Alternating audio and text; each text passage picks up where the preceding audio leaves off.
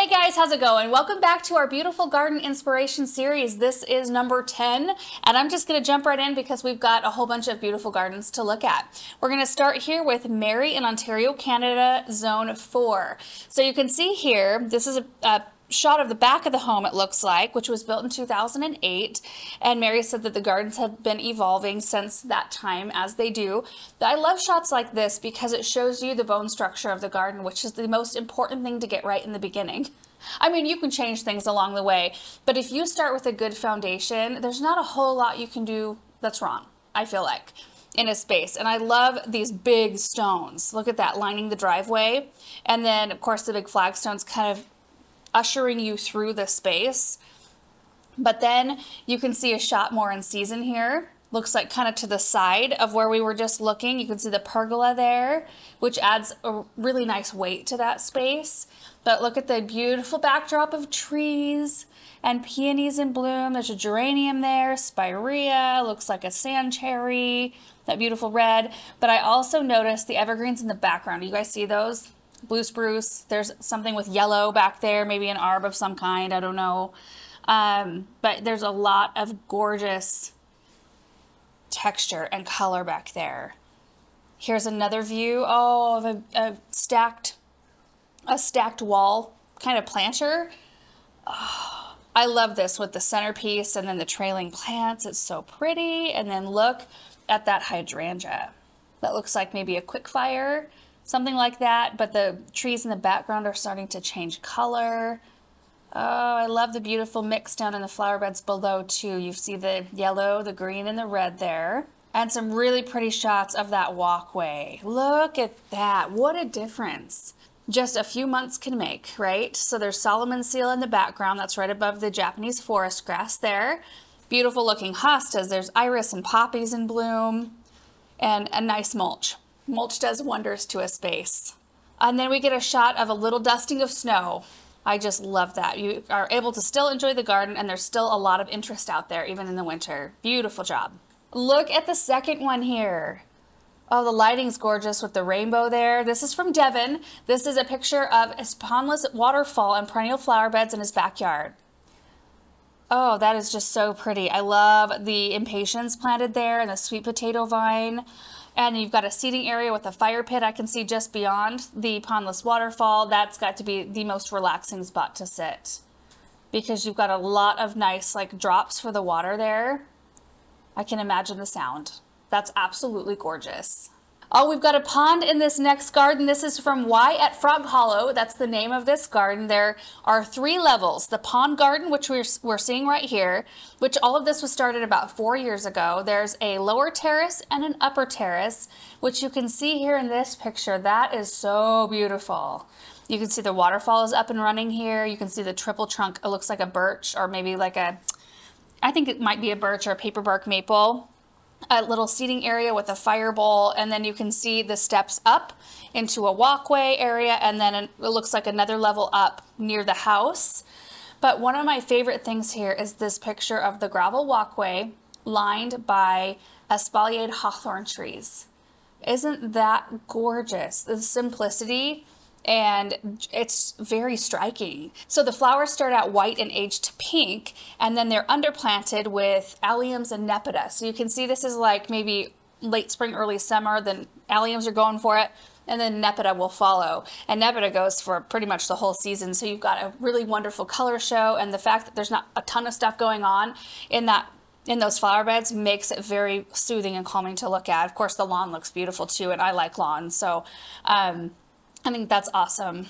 And the perennial border, I noticed the delphiniums right away. I do see a deer fence, which Y said they put a deer fence in 2 years after they started the garden because that's what was the major problem. The deer were making a feast of things, and that can be really frustrating, especially most everything here was started from seed to keep the budget down. So if you pour yourself into these seeds and then get them up into nice sized perennials like you see in this border, and then have deer come along, I have some words for those deer. That's a really nice space. Oh, this next one, you guys, this is in Brisbane, Australia. So subtropical, beautiful rainbow picture again here. We just have the one picture. This is from Suzanne. But this is 10 acres of land in Greenbank, which is about 40 kilometers west of Brisbane. They've built all of their gardens on property, and this is the view from their kitchen. Isn't that beautiful? They've got a big succulent garden. It's really fun to look out and see like succulents that don't survive here growing in the ground somewhere else, but the trees are beautiful. What kind of trees are those? We have hundreds of gums surrounding the dam, and this is just one view. Wow. That is a really neat space. Oh, and the cute shed. This is from Jackie in Georgia, Zone 7B. Oh, that is so charming. These pictures were taken last spring, and there's ferns and hostas, and it looks like Macrophylla hydrangea or a serrata. Maybe that's a serrata in there. On the right-hand side, Japanese maple perhaps. I love the arbor. I love the rock border there and the birdhouses.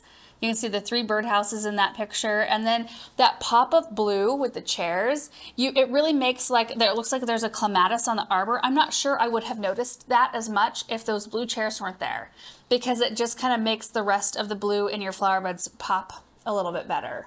I bet you want to spend all your time out in that area. I would, for sure.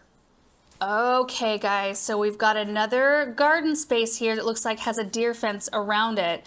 Look at that table. That reminds me of one of the tables we have here. A big concrete beast of a table, but boy, excuse me, does that not make a statement with a jug of fresh flowers? The urns in the background balancing it, that just does something for me. I love that balance, and then the detail on the gates that lead you in to the rest of your garden space, which we only have one photo from you, and I was kind of hoping I'd scroll and see more. Wow, that is so pretty. And you just started this space, it looks like, in 2020. They moved from, this is from Lila at Isle of Blooms, by the way. Sorry, I forgot to say that. This is Zone 8A. They moved from 0.31 acres to 5 acres. Just so I could do whatever I wanted in my garden without having an HOA tell me I can't. I feel you there. Not everything has gone to plan. Turns out the deer and voles really enjoy living on our acreage, but you couldn't pay me to go back. I mean, there's always struggles, right? We all have struggles in our space. It might be a little bit different from one another's, but there's always something. But when you get those wins and you have something turn out and look so beautiful like this, oh, so worth it. Love it. We have like a rainbow theme going on today. Check this out. This is in Lake Orion in Michigan, Zone 6. Look at the gorgeous lake with the gorgeous rainbow and the big trees. I mean, let's just appreciate that for a second. And then you can see the beautiful garden surrounding the fountain, and then background, you see the greenhouse. Whoa, is that a greenhouse? It looks like a greenhouse. Ashley said, I was late for work because of this, a shy rainbow at 6:08 a.m. in June. That would make me late too. I wouldn't want to leave that space. Your lawn looks gorgeous too. Everything looks healthy and lush. Beautiful. Oh, beautiful plants in this next one from Amber in Iowa, Zone 5A. And this garden was started in 2005, and they've been slowly adding perennials and shrubs each year. I think that is so fun to see a garden space after that many years, because you really can dial things in, you know, and figure out what works and what doesn't work. But Amber said her husband created half-moon shaped flower beds using concrete brick pavers, and they're so happy with how it turned out. They kind of wanted that cottage garden feel, which you absolutely nailed. But just here, I mean, you see the peonies and hosta and the penstemon and geraniums and heuchera and lamb's ear. And there's a fine line buckthorn in the background and nepido. My goodness, there's so many beautiful plants here. What I love is, one, the curvy grass pathway. I like it. You have a nice, tidy, sharp edge. I appreciate sharp edges and clean edges. But I love the view from underneath this arbor. Doesn't that just, oh, that's gorgeous. See a hanging basket there that looks nice, and the hydrangea. And you just want to, like, I would want to stroll. I would want to go right through that and stroll down the grass pathway with my coffee or my cocktail and just take it in. Take a look at all the plants. You know what I also love is the grayed wood. I love aged grayed out wood. I think it's so pretty, and it's calming to look at. Like, it doesn't scream at you, you know? It's kind of like when you have a fence stained black, it kind of like recedes and it doesn't like shine like a brand new fence or like a bright vinyl fence. We've got vinyl fencing around here, and it does show up quite a lot, but I love I love the grayed out because it adds, you have the structure, but it's almost like it's a part of the background. You don't really notice it.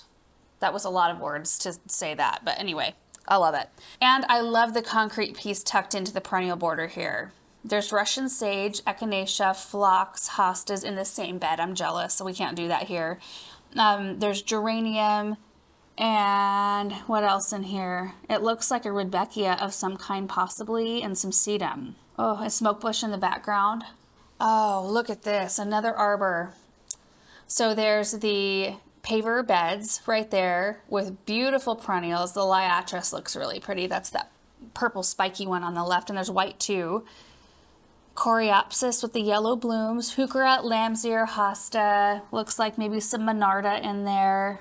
Oh, that just looks like fun. I bet you have fun going down to garden centers and just like knowing of a little spot where you could tuck in something else with some color or some beautiful texture. That's the thing I love about this flower bed here, is that you've got like the ferny looking coreopsis in the front of that bed, and then it's backed on both sides by a bold leaf hosta and a bold leaf lambsir. I think that's really important, not to put too many feathery things together, and then you just lose something there. But you really notice each plant for, you know, what it offers, because it's contrasted with something that it needs to be contrasted with. Raised bed garden and galvanized tubs. I really like the look of that. What a fun space. Oh, I recognize this next garden. This is from Kurt in Connecticut, Zone 6B. This is Garden Cat Gardens.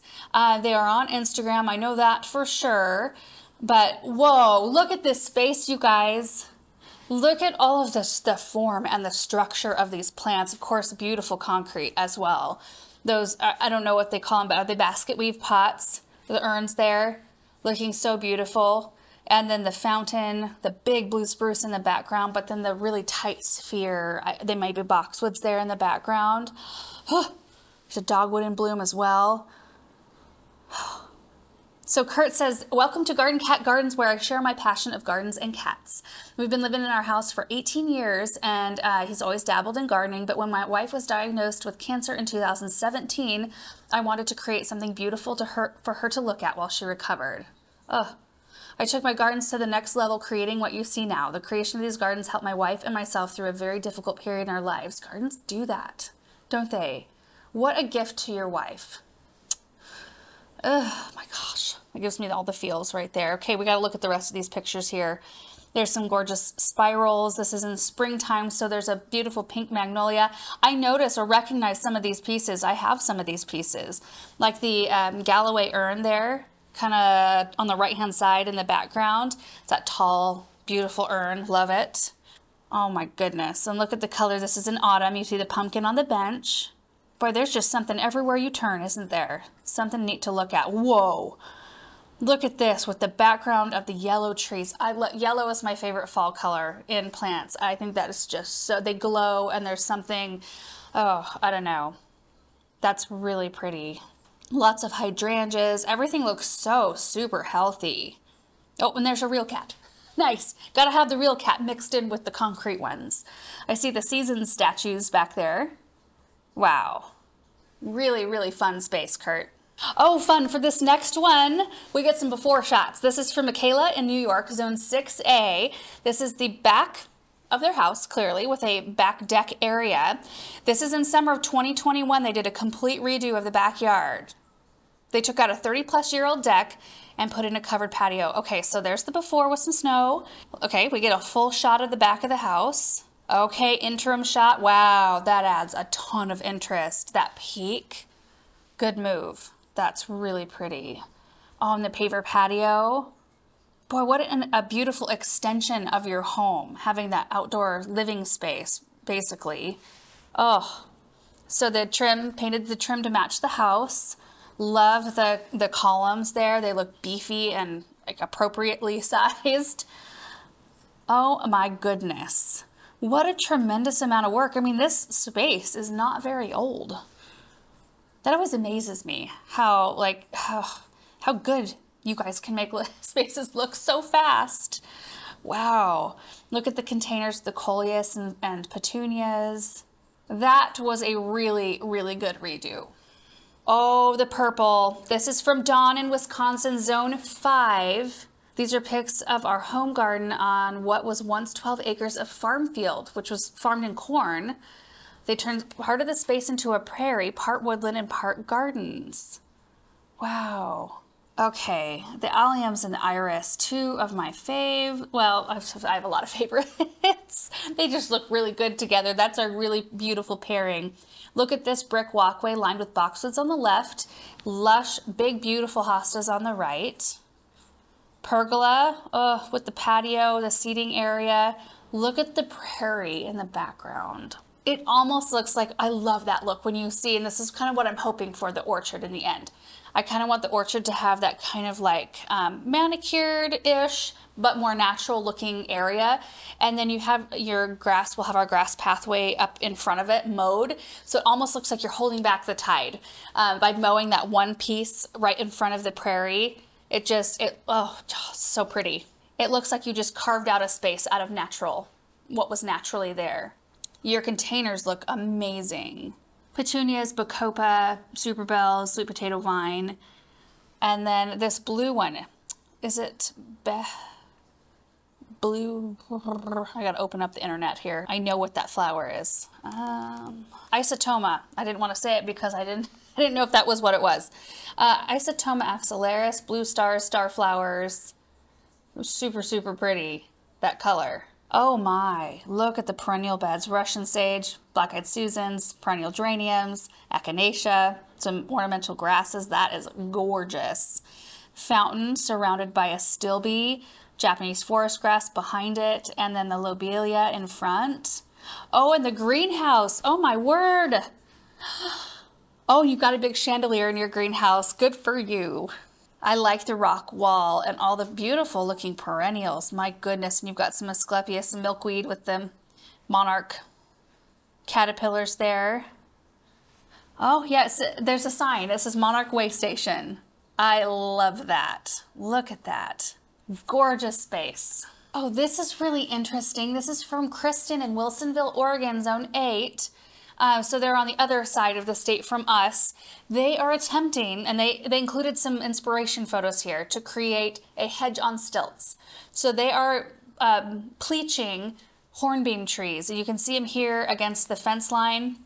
And so every spring, what they've done is they've taken some big beams that were taken out of hop fields. So they're repurposed.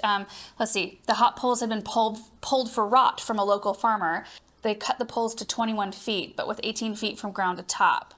So it was perfect to reuse these because they don't need to be as long as they were for the hops for the farmer. So they installed those poles every 15 feet and they're stringing wire every 2 feet between the poles to train the hornbeam limbs, which they train in the spring. Most of the trees are 18 feet now. And they're keeping the trees trimmed up from the bottom to 5 feet. I love that look. What a fun project. And I love that you included the inspiration pictures as well, because that really gives us a good idea of what you're going for there. I would love to try doing that somewhere. I always I love the look of stuff like that. And I love the look of, I don't even know, you train vines, you see them on sides of walls and things. But I'm almost with the amount of boxwood trimming we have to do around here, I shy away from those ideas, even though they are gorgeous and I'd love to do them. I'm always nervous about adding a tremendous amount of maintenance, but maybe if this is just, okay, we'll trim up twice a year to keep hedge contained like a giant topiary. Twice a year isn't bad. And Kristen said they have a 7,000 square foot lot and they have 30 hornbeams. I love all the information that you supplied us with because that is so helpful to kind of get the thought process of what you're doing and what you're going for in the end. But the goal is to have that hedge on stilts and then just have a very peaceful kind of green and moonlight or a moon garden sort of feel, a lot of white and green tones. I think that's going to be absolutely beautiful. Love it. Oh, and the walkway along the side of the house. That's gorgeous as well. And you guys, that is it for our garden inspiration video for today. Thank you, everybody who sent in pictures and information. We really appreciate it. We'll be back next week with garden inspiration number 11. Hope you guys are having a great day. Have a great week, and we will see you in the next one. Bye.